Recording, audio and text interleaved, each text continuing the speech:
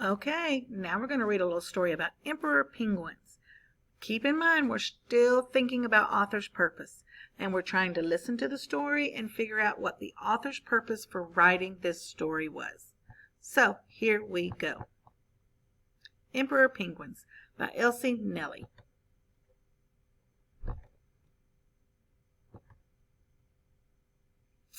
Emperor penguins are birds.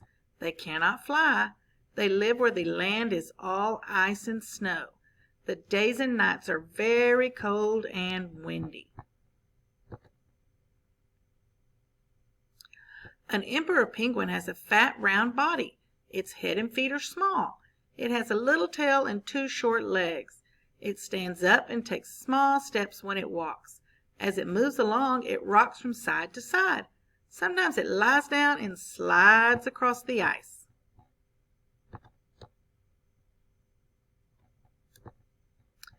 Emperor penguins live on the ice all year round. They swim in the very cold sea, too. The penguins have a layer of fat under the skin. This helps to keep them warm. Their feathers help to keep out some of the cold, too. Emperor penguins stand together in a group when the wind is very cold. Some penguins stand in the middle of the group. Other penguins have to stand on the outside. It is very cold on the outside, but the penguins are clever. They all move around slowly. They take turns to go into the middle of the group. Then they get warm again. Emperor penguins are very good swimmers. They find their food in the sea. They need to be careful when they are looking for food. Other animals like to catch and eat penguins.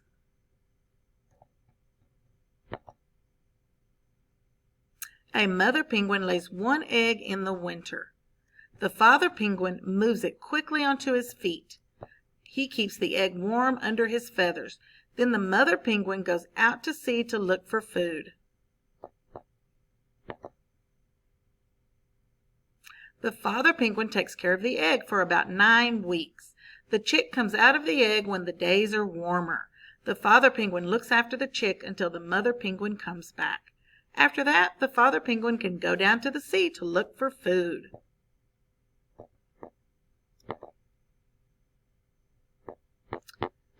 Baby penguins grow quickly. They have to take care of themselves in the cold, wind, and snow. Wow, that book was very good. I learned a lot about emperor penguins. It gave me a lot of really great information about emperor penguins. So, I'm thinking, what was the author's purpose for writing that story? I'm going to let y'all put on your thinking caps. Let's think about that.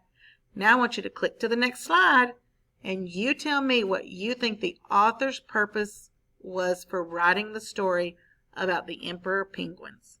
Remember to use clues from your text. Was the author trying to persuade us to do something? Was he trying to inform us by giving us a lot of information about penguins? Or was he just trying to entertain us? You decide.